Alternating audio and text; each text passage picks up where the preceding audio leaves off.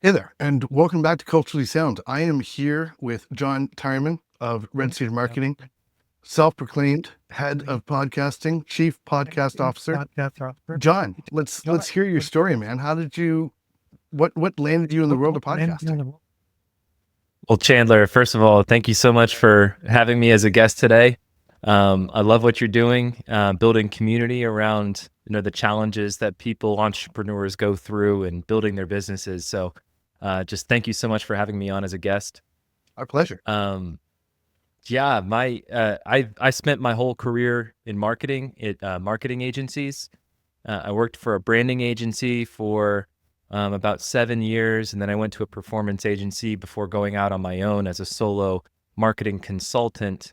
And the podcasting has kind of been a common thread throughout my career. I grew up as playing drums in bands. In fact, I've got a gig coming up this weekend. Good.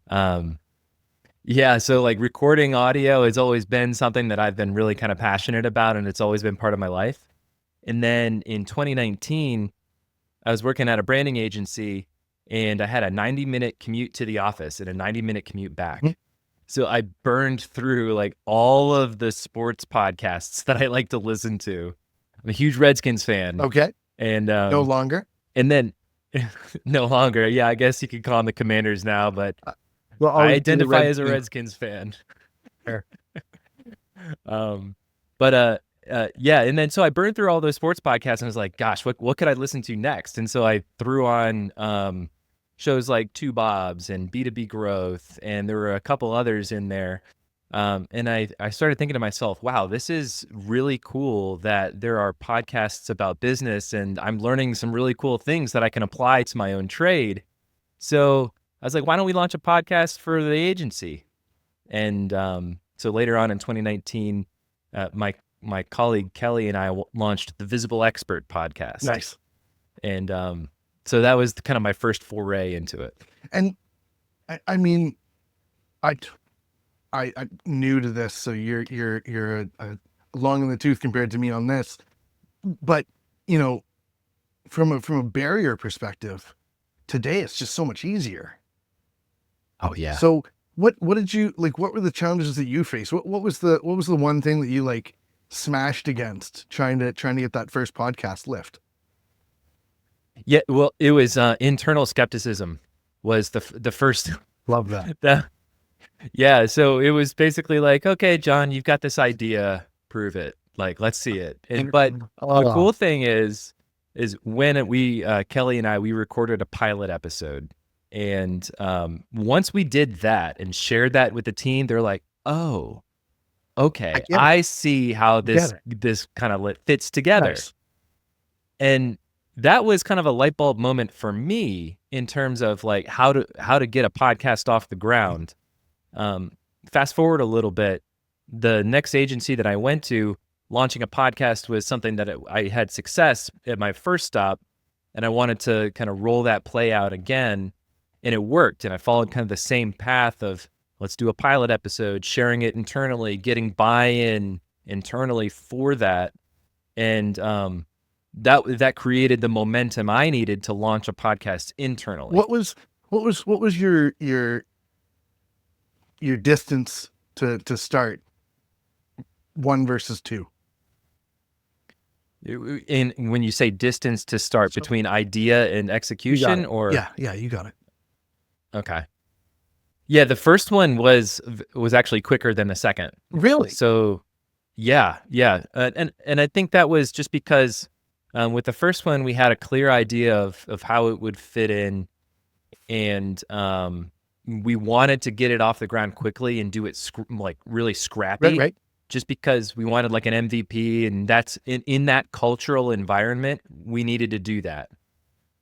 At the second stop, it was the culture was a little bit more differently laid out. It was a little bit more proactive. It was a little bit more, hey, let's think things through a little bit and let's have a plan around it.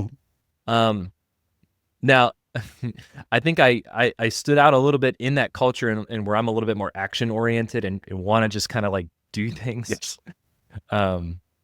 So it is, but putting those brakes on forced us to really think about how the show would be positioned, and we wanted to highlight internal subject matter experts. So I would interview folks around like technical aspects of marketing, like SEO and paid media and analytics and content operations and things like that. So that was fun, and then we started looping in past clients so we could tell client success stories and prospects, and it kind of grew from there. Interesting. And were you able to monetize version 2.0, or was it just like a promotional tool, or just sort of a base as a launch point, sort of? Yeah, the return on that investment, there were some opportunities associated with that during my time there. So I was at that second agency for about 2 years before I was laid off from there. So I may not have been able to really kind of tell you, because a podcast's life extends beyond when the episodes are recorded. And that's the wild part about podcasts, right? Is that it unlike print media, which read it once, toss it. Digital media, once you've scrolled it, I mean, you don't really go back to it, and finding it again is kind of tricky unless specifically where to look for the historical data. But podcasts, like they're banked, they're libraries, and someone can listen to a version that was published 5 years ago, right? Kind of from a ROI, return on investment for monetizing, advertising, anything related to the podcasting topic. That's kind of a neat. Sorry to sort of jump in there. I just podcasting in its nature is kind of interesting that way. It really is, and I think that's one of the appeals for business podcasters, especially in industries where there is evergreen content or evergreen topics that you talk about, and that could be talked about over and over again. So that is you're exactly right. That there is a long staying power. In fact, I've got this whiteboard where I've got lifespan of content. Anyways, nice. Yeah. So there are other ways to get return on an investment in a podcast. Yeah. Leads for your services being one, and so new clients that are sourced from either a listener or a guest of your podcast. Right. Sponsorships are a way to offset production costs and extend your lifetime or your runway for your show. I look at that as more of a cost reduction than monetization, because the most lucrative path to monetization is to build a show that has relatively low costs, that sources leads for services. See, in the business world, break that down. What does that look like for our community, where they're either entrepreneurs, solopreneurs, leaders of teams, and they're looking to understand, maybe they're thinking, hey, maybe we should sponsor. What does that look like? What kind of return is that? Or maybe they want to be a guest. What does that look like? I mean, any other perspective that you have on that? What does that look like to you? I think for solopreneurs in particular, I have a few clients that are solopreneurs, or they have one partner in their business and it's like a 1-2 person operation, closely held businesses, small businesses. Podcasts are a fantastic way to accelerate your network growth. And so much like you're doing, Chandler, where you're having folks on and you're getting to know them, having conversations, forging a relationship. That's one way to accelerate your network growth, because I like to say, want to be a guest on my podcast is a much stronger offer than, hey, want to jump on an intro call. Right? You say that. So in my experience, it's podcasting still has the stigma where, no, I'm not big enough. No, I don't have anything to say. No, I don't. No, I don't. And it's sort of that mindset. It's like, I don't need you to be, some 7-figure influencer. I want to talk to guys like you, or women like I have in my previous podcast that are in interesting areas where women aren't necessarily represented as strongly as they should be. And, I look for those voices, and I assure you that you have unique perspectives and you have unique opinions because you're you and nobody else in this world is you. So let's talk. Right. And it's surprising. Some of my best guests have been people that were the hardest to convince to come on. Because they have this like fear of like, I'm not worthy, or like imposter syndrome kind of. Could be. I mean, I don't want to speak for them. Maybe I need to ask them. Sure. Right. But it was, you're not, this wasn't actually meant for me. Right. And I'd have to, follow up and say, no, it absolutely was for this reason, this reason, this reason. And they were kind of surprised that, they were invited onto a podcast because, again, I think, there's this stigma that you have to have over 100,000 followers, or you have to be some influencer, you have to be some magnate of some measure to participate. And that's not the thing. The bar, it's open door policy. Let's talk. Well, you said the bar, and I think you were talking about like the bar is low or like that, but the bar as in like happy hour, Sure. That's how I view it. It's like conversations that you would have at the bar with like industry peers and colleagues. Right. That's podcasting. It doesn't have to be this like, and now on the podcast, we're going to interview X, Y, and Z about, it can be more conversational. For sure. And I think that's, the feedback that I get is, it's riffs like this that people enjoy listening to the most because they can relate to it. And like, they're on the other side listening saying, yes, exactly that, what he said, and I think that's what gains the enthusiasm and the participation. Right. And then, they share and they say, oh, I had this, this great conversation was heard and, it said exactly how I felt. And, or here was a problem that they were talking about that you're facing, and this is how they addressed it, and I think there's such a shortage of community today now more than ever, right? Like, there's all these commuter communities and community, right? Comes from, the neighborhood, right? Being back in the hood and having the group of people and commingling. And there's so little of that, especially since COVID. Just the whole world is just lonely. And I don't want to speak for everyone, but I mean, I know I am, and I predominantly work from in my home office. And, it's not that I don't want to leave the house. This makes it a lot easier and a lot safer. And I can be here for my girls and do all the things that I need to do that I never got to do pre-COVID because I was on a construction site in Vancouver or Montreal or, San Francisco, whatever.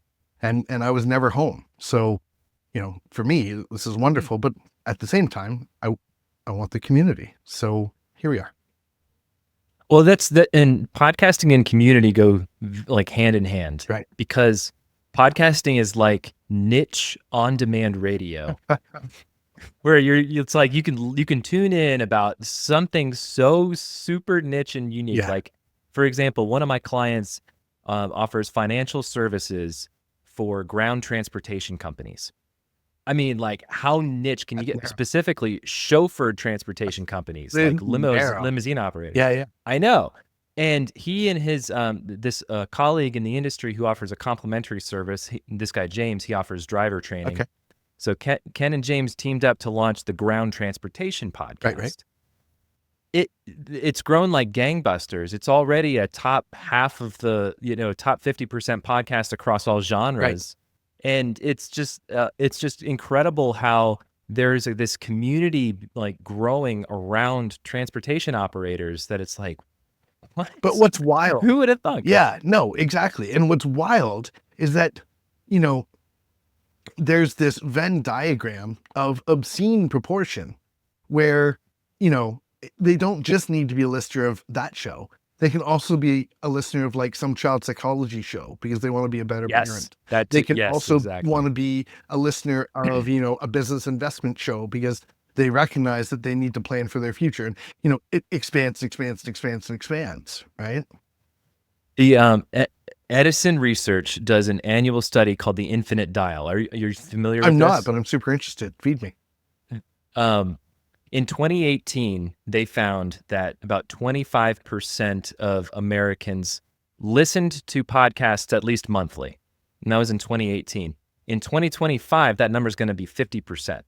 So half of Americans, that doubled since 2018, half of Americans listen to podcasts at least monthly. Mm-hmm. Another stat that they found, about a third of Americans listen weekly. And of those people that listen weekly, they listen to, on average, about 8 podcast episodes a week. Think about that. That's massive. More than one a day. Yeah. Right? Yeah. So, to your point, they could be listening to, something about ground transportation, something about child psychology, something about their favorite sports team.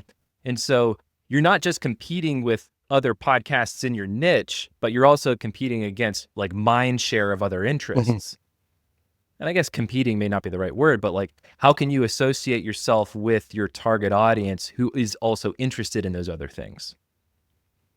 So for those like me that, only recently launched and small listener count, relatively speaking to, the Joe Rogans of the world, how do you get that exposure? What is that growth drug that, allows you to commingle and compete, for lack of a better term, in that space?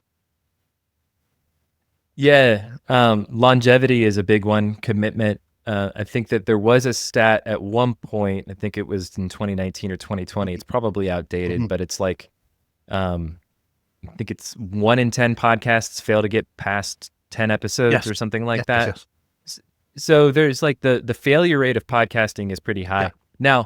Now, Apple Podcast Statistics breaks out podcasts by genre, mm-hmm. and I was curious about this. So I was looking into it, and it turns out that on average, across all genres, mm-hmm. Only 17% of podcasts are active, having published an episode within the last 90 days. 17%. Oh, that's wild. But it is. I know. So the water's bluer than you might think. Right.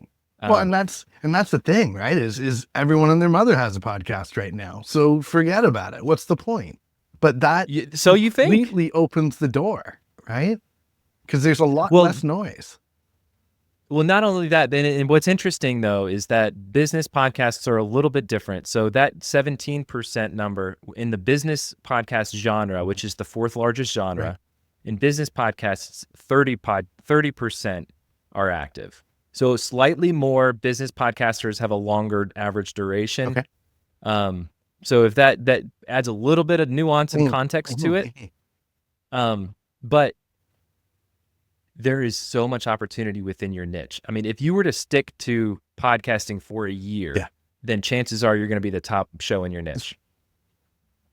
That's wild. Just by the numbers. Yeah, that's alone. Wild. That's wild. All right, so we kind of took a hard left turn there from your story. Let's jump back up on the highway. So version 2.0, you sort of exited a little earlier than you had expected. Where are we at now? Yeah, so I exited earlier than expected. That's a great way to put it, Chandler. Thank you. In September of 22. And so then I was like, shit, I need to find a job, right? I've got 3 kids. I've got a wife. I've got a house. I got to get on this. So, I'm going out, sending out my resume, doing that whole rigmarole and just hearing crickets. Nothing back. Recruiters ghosting me left and right. And then a friend of mine hit me up and he's like, "Hey, John, are you doing any consulting work on the side?" So I'm like, "Yeah, I'll hear this opportunity. Let's see what's going on." Turns out it was a good fit. They needed some content marketing support. And so that was my first client. And I found it easier to have sales conversations with prospective clients who wanted fractional marketing services than it was to get an interview with a hiring manager for a marketing director position at that time. Yes. Yes. And I think, do you mind pulling on this thread a little bit here? Because this is really Please. interesting to me. And so there's risk and exposure to hiring full-time employees. The gig economy has never been stronger, and it's continuing to grow. But with that is a lack of loyalty to those that you hire. And, the whole the economics and leadership that came out of the 80s were just atrocious and appalling. And, there will be a hard line. I may lose some listeners after this, but the lack of loyalty and the idea of a employee being just a number and all value had to go to the shareholders came strongly out of Reagan's era and the 80s leadership, corporate leadership, right? You had to make it profitable, make it lean, and return the value that investors were providing for your corporation. I'm staunchly against that. I feel incredibly strongly that the diversification of income and revenue needs to trickle way down to the people that are on the front lines, and they need to be the ones that are grossly rewarded for their efforts because they're the ones that are building the company. Not to say that it would have ever gotten off the ground without the founder, the leader, the CEO, and the people leading the show. Absolutely. But the wage disparity is just, it makes me ill to sort of look at that and see how that works. So how do these connect? We're now in a position where those that are doing the work are saying, you know what, I'm not going to go work for someone else because it's too hard. They don't trust me. I don't trust them. So I'll just do the work. But then that makes them expendable because now they're just a consultant and, they don't really have any long-term relationship if the company doesn't want to hold on to them. So what does that look like? And what if the company does want to hold on to them? But now the person that's doing the work is kind of saying, whoa, no, I'm not putting all my eggs in that basket because I knew how that played out last time. So you're not getting more than 30% of my time. And I need diversification in my client list. And everyone is sort of doing this. So where does this go? How does this scale? And what does that look like to you? For me, from my business? Sure. Yeah. Well, a lot covered there. There was a lot covered there. And I think that there's some pros and cons to the, actually, hold on. I need to fix that. My mic volume is like super high. All right. That's much better. I thought it was like peaking. Sorry. Good. I lost my train of thought there. So yeah, okay, we're talking about life. Yeah, so I think that there's some pros and some cons to the fractional solopreneur.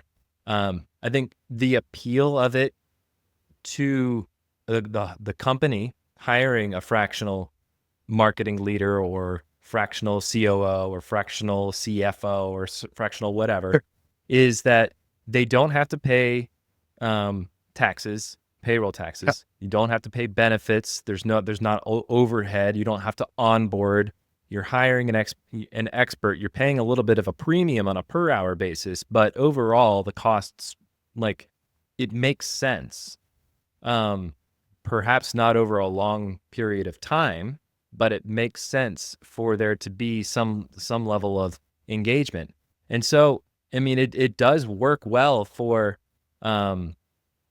fractional folks who want to have, a handful of clients. But where does it scale beyond that? Right. That's kind of the next question. Yeah, right? where's that inflection point where it no longer becomes viable, right? That long term, nope. Now we're at a point where we can, what we're spending on you, we could hire someone internally, but are they going to be as good? I don't know. Do we continue down the road with John, or do we bring in Chandler? I like, what does that look like? How does that decision get made? And it's just, it's what's your take on that? Well, I mean, I think it's just the nature of it, the appeal of it is also one that if you're going to go down that road and have that be your business model, you need to understand that you do need to do sales and you do need to do marketing, and you need to have a pipeline ready to fill when that client that you know is going to term, you know, it's not forever, right? There is a finite client lifetime value. I mean, sure, there may be situations and you might find clients, you know, a couple that are lifers, right? But there's always going to be an element of those client slots that are going to be rotating. So you have to have a pipeline in order to backfill that. So one of those clients always has to be you, yourself, your business, your fractional, whatever it is that you do. So I spent a lot of time thinking about that after I got laid off and went down this road. And I'm thinking to myself, after the first couple of clients churned and I realized this, it's like, wait a second, I need something that's a little bit more sustainable, longer. How can I change my service offering or what I'm doing, focus it in some way to where I'm offering value that's longer than this 6-month on average client lifetime value, you know?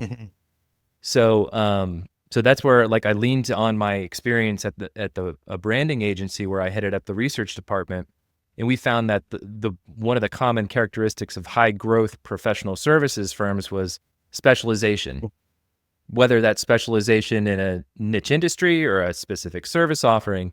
So I narrowed my focus from fractional marketing director for B2B companies to podcast marketing for professional services firms. And so I went pretty narrow there, but in doing so, my short-term sales pipeline took a hit. But then as I started to rebuild that pipeline, I'm able to deliver value on an ongoing basis to my clients. They know what to expect. They know exactly what to expect from me. We've built plans, customized plans to where it fits into their desired business outcomes. I mentioned Ken earlier from ground transportation. He was flying around the country, going to all these speaking engagements where it's pay to play. Like, he's got to pay to get these speaking gigs, and he was tired of it. So we launched this podcast, and it's a platform for him to share his expertise without having to fly all over the country. So to him, that's a form of return on that investment from a cost savings perspective. But there's all sorts of different ways to handle that.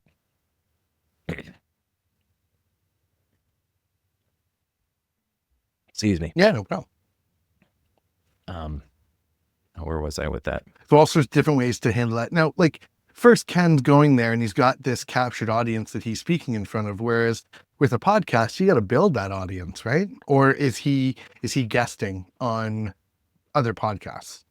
He's in a situation where he actually just turned 60, and he's been in the industry for 20 years, and he's got an established, has many relationships. And so he spent time as an owner operator, and now he's a consultant serving the industry. So he has many existing relationships already that he's able to call up and say, hey, you want to hop on my podcast? They're like, yeah, sure. You know, and it's a very high success rate when we reach out to those folks. So yeah. Perfect. And okay, so we took another hard turn there. We've I was trying to lead us back. I veered off course. That was my fault. No, I like curvy trails. It's you know, it's like a golf, right? Left and right. You got to see the whole course. So, we're back on the road, and you're now narrowing your focus down to That's where we service individuals and podcasting. So, what's exciting today for you in that? Sorry, I just want to make sure that's where you are currently, or there's still more evolution here.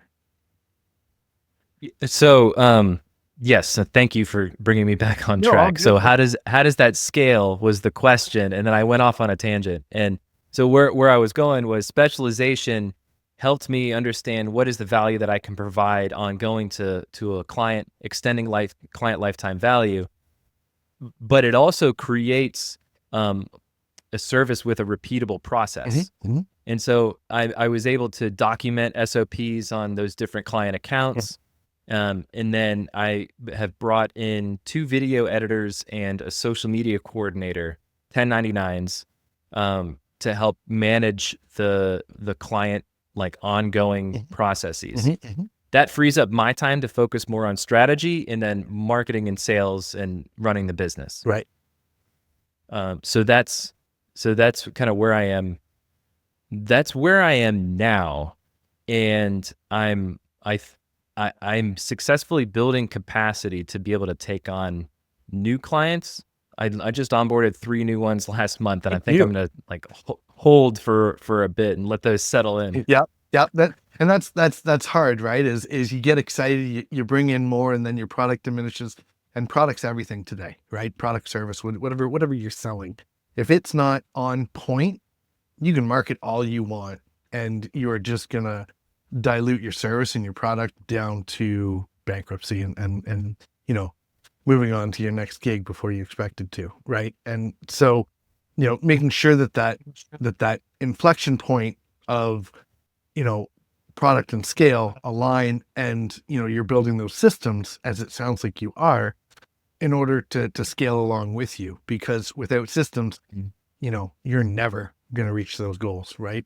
High praise to Atomic Habits. What are you most excited about now then? What most excites you about today, going into tomorrow? What does that look like? I think what's most exciting is now that I've found a niche, now that I've found a product that my clients value, I'm excited that I have these relationships that I can work with. They're satisfied with the value that I'm providing. So I'm able to kind of settle into that. But also, I am building capacity through those systems to be able to balance the quality of the service with being able to take on more work or do things like this podcast interview and do marketing and do networking. And I'm going out to a conference next month for the first time that I'm able to, now that I have these systems in place. Which one? So, the Association for Accounting Marketing does their annual summit. This year it's in Phoenix. Okay. Accountants, wild bunch. Good luck. That's going to be a show. Talk about a niche, right? Accounting marketing. No, I love it though. I've been involved with that association in some way, shape, or form my entire career. Right. So there's a lot of good relationships that I have with those folks. Good. That's beauty, and good for you, right? I missed the conference days, and I'm looking forward to sort of getting back into that and finding time and space to be able to do that. And so what does tomorrow look like? So you do the conference, and then what are you excited to come back to and sort of dig into once you get back? Yeah. So part of what I love about marketing is, especially if you're offering a marketing service, or if you're an agency leader, the best marketing is like a show, don't tell strategy. And so naturally, when I knew that I needed to specialize and niche down, I was like, I can't be the podcast guy if I don't have a podcast. So I had those first 2 that I launched. And then, so I launched podcasting and professional services, where I interview business podcasters and kind of like pick their brains about their journey and, how they got to, episode 100, episode 200, and so on and so forth. But then I also launched another show, and this is a co-hosted commentary style show called Breaking Biz Dev. And my co-host, Mark, he offers sales management services for professional services, and I offer the podcasting services. And so we teamed up and we launched this show called Breaking Biz Dev, and it's all about, we like to beat up and break down business development because so often, it gets sales and marketing, recruiting, operations just gets conflated into this nebulous term, business development. Yes. And so we like to break it up and beat it up, and we have fun on that show. But this ties into what's next is that show has grown steadily in popularity over the course of the last 18 months or so. Mhm. And while I'm out there at that show, I'm going to do kind of a man on the streets bit Nice. where I'm going out asking people, hey, what do you think is broken about the way firms develop new business today? Yeah. And then I'll do like a montage of that. But having fun with that show, having fun with podcasting and professional services, delivering to my clients, delivering value to my clients, that's what I'm most excited for. Before we get too far away from that, what is your hypothesis going in? What's broken about the way that firms approach business? New business development? Yeah.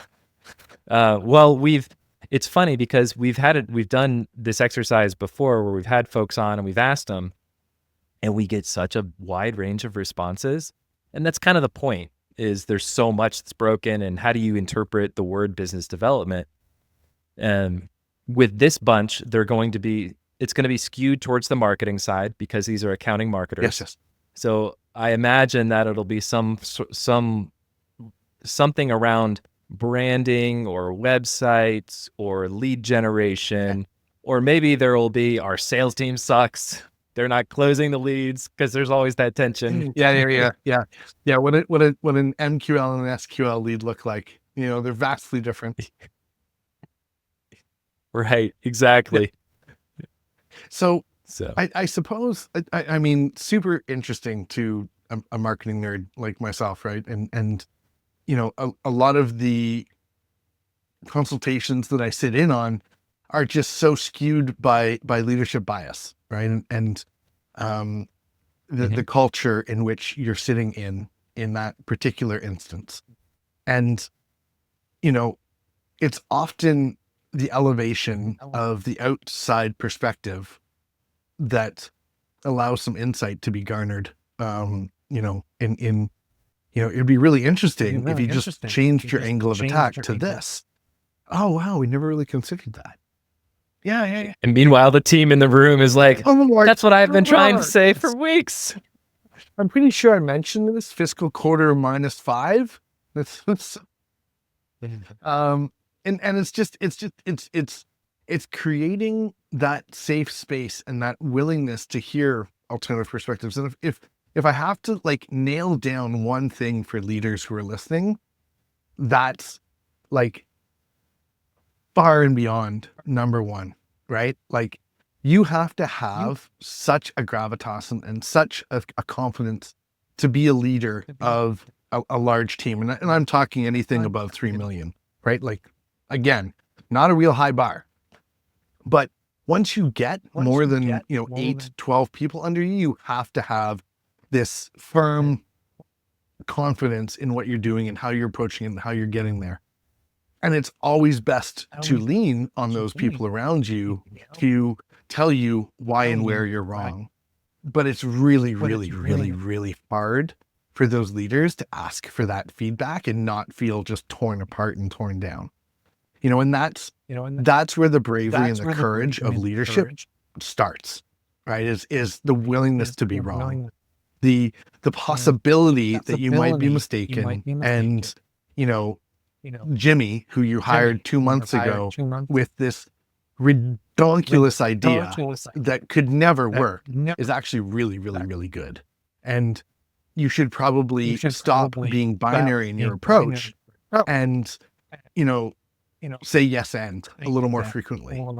Yeah, and we should probably try that on this small bit of business, and that's ripe for development with this idea, and let's see if it gets lift. And if it does, let's continue from there. And it's often not as fear-ridden as you may think it is, sitting there hearing the idea. You're nodding along, and I just want to check in. Like, have you experienced this, or? Oh yeah. Yeah. Oh yeah. I've experienced that, and in my opinion, and based on my experience, the healthiest cultures that I've been around have created spaces where employees can fail Mm. and learn. Mhm. And they're both important. Um, just being able to go out there and pursue an idea with the backing of leadership, with the knowing that you could fail and that's okay, as long as we understand why we failed and what we learned from it. And I think if you go in with clear eyes and an open mind, then into any kind of new endeavor or new idea Mhm. as a leader, then you can rule that out for future, or you could say, that didn't work this time. It might work later, but I'm glad we tried. Now we know. Let's move on to the next, and you can continue forward. I've seen it too many times where leaders will strike down ideas, and then there's always that lingering question of, well, what if it Yeah. works? Yeah. Right. Yeah. And so, in one scenario, you try and you fail, you learn and you move. And then the other, you're always kind of second guessing, and that can stop you from executing your best or delivering the best service for your client, or, what have you. And I think the caveat there, and I think this is the most critical part, is the bumpers and the guardrails, right? And making sure Sure. that,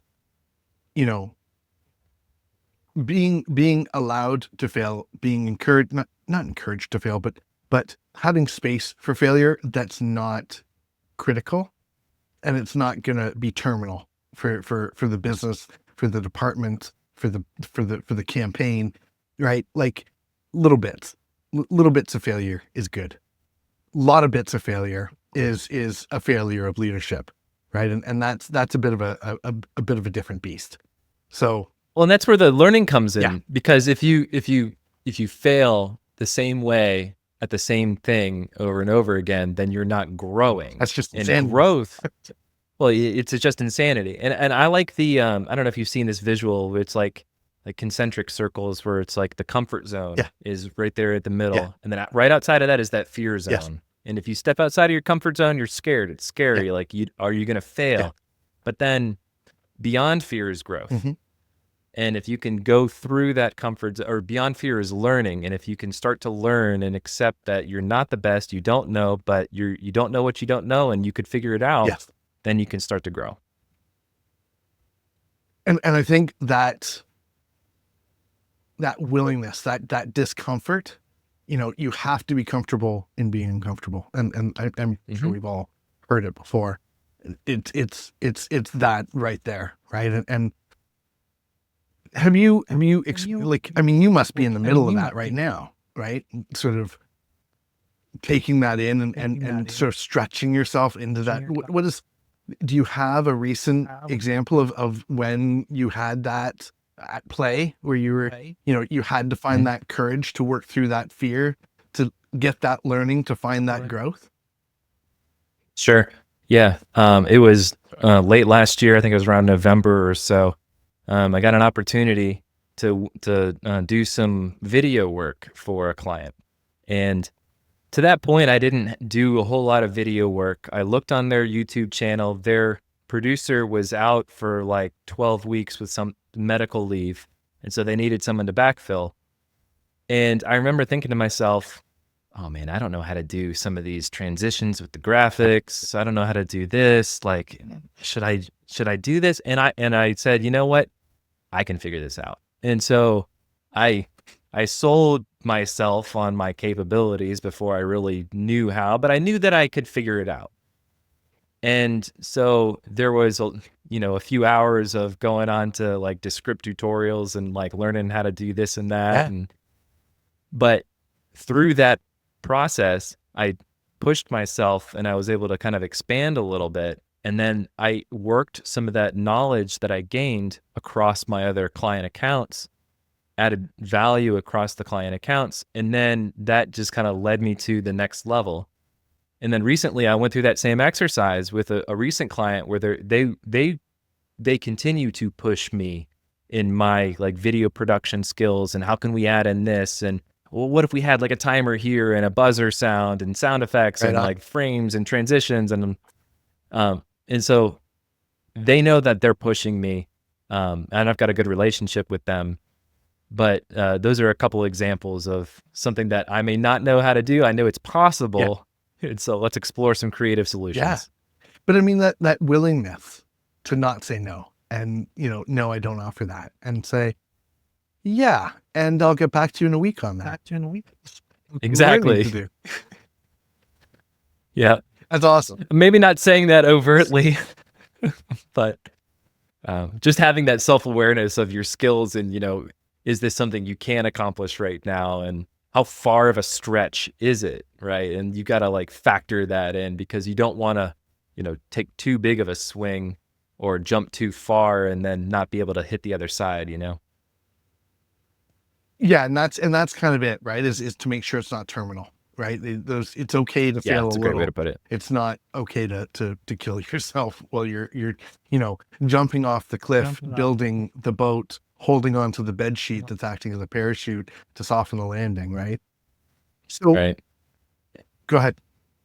Well, I was just going to add just one more quick thought is that that willingness to fail and that cultural environment does start at the top, and it's exemplified through leadership when they demonstrate moments of vulnerability, and they're showing that, wow, even the leader of this company makes mistakes or gets it wrong sometimes, and wow, they're holding themselves accountable. And that creates a very positive signal to the culture of the organization that, okay, I don't have to be perfect. I don't have to put all this pressure on myself. And then so if leaders can model that behavior and show that it's okay to be wrong sometimes, but if you go through and make mistakes, learn from them and do better and hold yourself accountable. So the critical point of what you shared was that culture isn't something that's said. You don't just get a culture because you say, certain words, you recite values.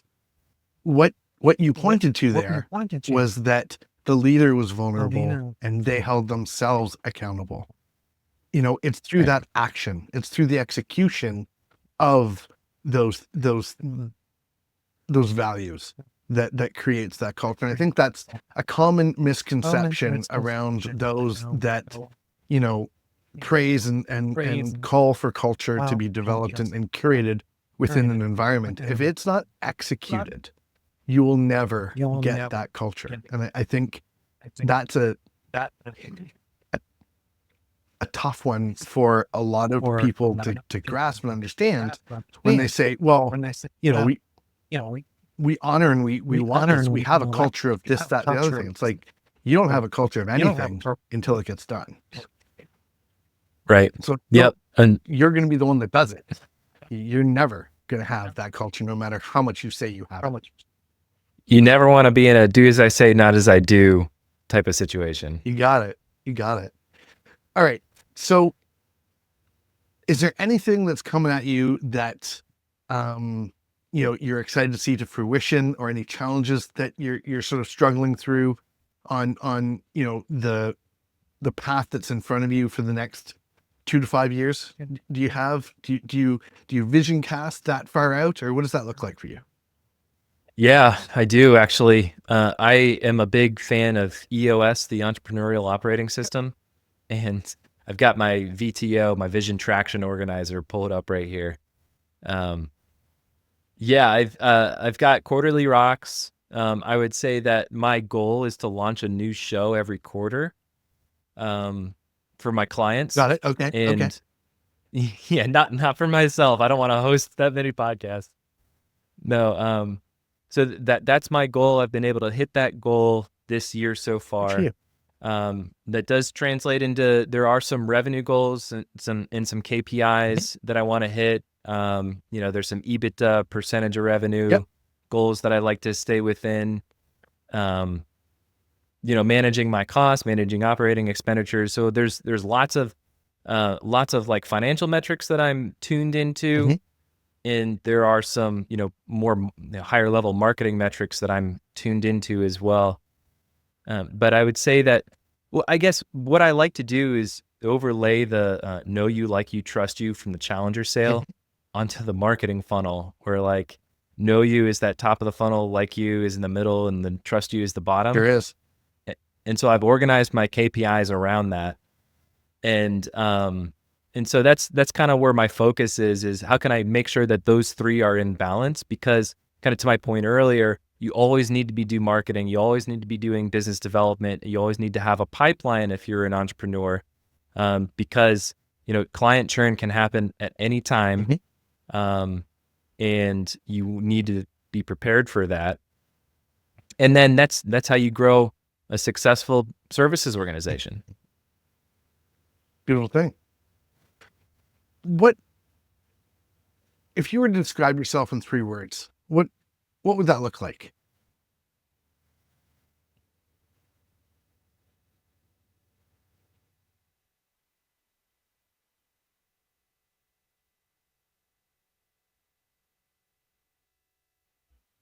I am happy to sit in silence, so do not rush yourself. If I were to choose 3 words, curious would definitely be one of them. Yep. Action oriented. There's a hyphen I'll there. take it. I'll take it.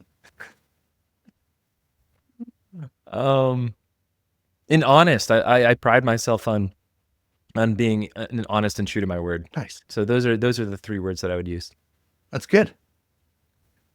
Do you have are you a quote guy? Do you have a guiding quote that sort of you look to and you sort of?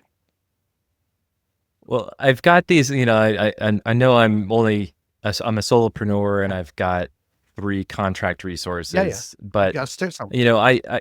I do have some core values that, not so much quotes, but like mantras that I have, like get 1% better every day. Yes. Is one that I live by. And it's whether it's like next week's podcast episode, how can that be 1% better in some way, shape, or form than the last one? And if we can, that compounded over time. So that's definitely one that I love to live by. Be curious. I mentioned I'm a curious person, but curiosity can be a superpower when channeled the right way. Have a bias for action, and then do what you say you'll do. Yes. And those are really the kind of like core principles that I live by when I'm operating my business and in life, really. I think there's such a serious apathy for hypocrisy, I think, in society today. Right? And like, we're so numb by it. It's just, if there was anything that I would pass along to anyone, it's just, if you've said you're going to do it, just do it. And if you can't do it, stand up and say, reset expectations. Either you can't do it, you weren't the right person, and help find the person that is. But don't just hope that it goes away. Just don't. Yeah. And it's okay to reach back out and say, hey, I wasn't able to do this, even though it's kind of lingering in your mind. Just that action alone, it'll bring you peace of mind. It'll bring them clarity on the whole situation. And just try to find a path forward, right? With them or otherwise. But just, oh man, that's a hard one for me. And I completely appreciate that's something that you're hardened by. Do you have a morning routine? Are you wake and cold plunge, go hit the gym, sip your matcha and make sure you count your keto, or like, what does that look like for you? Oh man, I've got 3 young kids, 5, 7, and 9. Oh. And then we just got a puppy like 6 months ago. So she's still like, she's coming into it, but we've got the family dog. Yeah. So my morning routines are very much get up, get the coffee going, and get the kids ready for school. Yeah. Like, I don't have the luxury of morning, like a relaxing, meditative morning routine. No, I hear you. I have a 11, 9, and 4 quickly going on 15. So I completely relate, and we were fortunate enough, my wife's an animal behaviorist. So, the mechanic's car is always broken. Our dogs are no different. And it makes for some wild mornings. So I completely relate, What does, what's the one thing that you're most fearful of, or you're most afraid of? And you can be as vulnerable as you want, personal, business, whatever. What's the first thing that just scares you to your core, and why?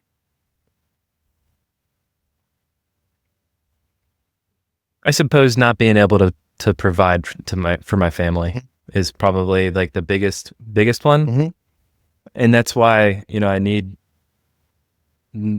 that's why I'm so focused and invested in this entrepreneurial journey that I'm on, is because, that's really driving me, out of necessity, but also out of pride a little bit.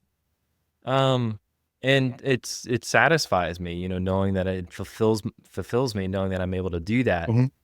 And I'm able to do that in a way where, I am an owner of something rather than an employee of something. Because nobody got rich being an employee. Not that I want to be rich, but that like I want to be able to provide without the fear of being laid off. I guess that's a big fear, is like having gone through that and that feeling.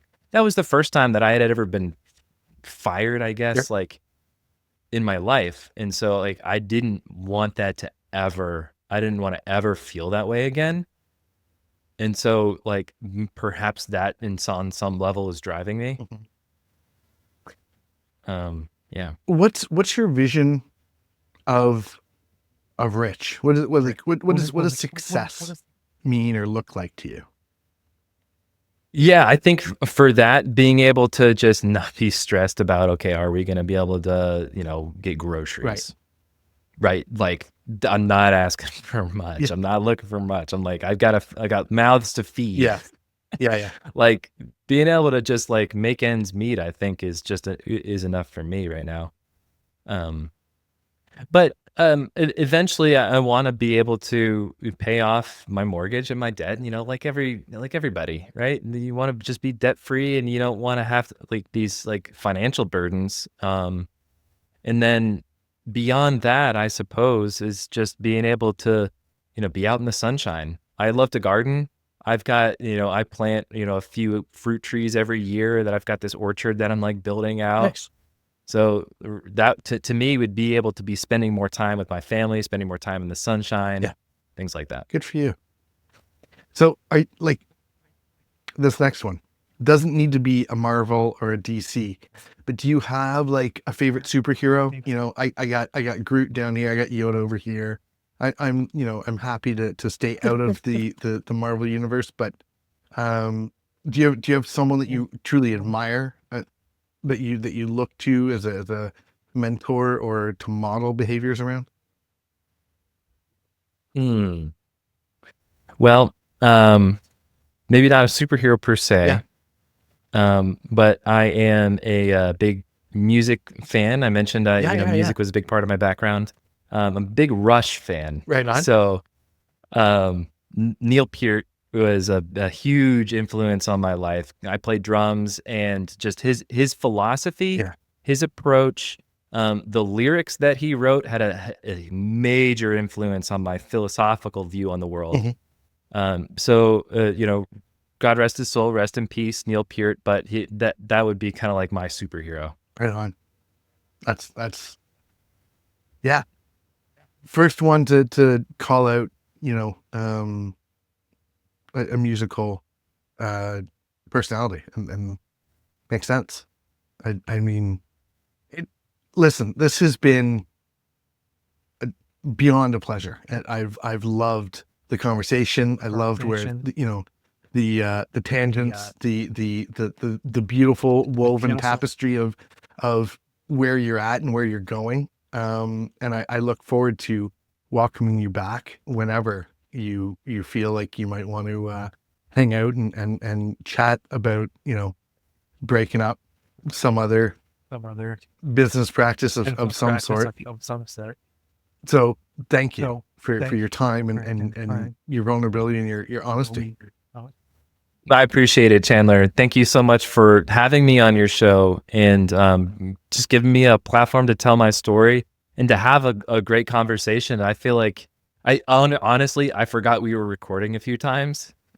And then I was like, oh yeah, this is awesome. But it just kind of goes to show that like, it doesn't have to be this like scripted back and forth. We're having a conversation just like two guys hanging out at the bar or, at the coffee shop. That's it. No, and that's literally, that's all I can ask for. And I appreciate you participating in that. Seriously. So thank you. Absolutely. It was a pleasure.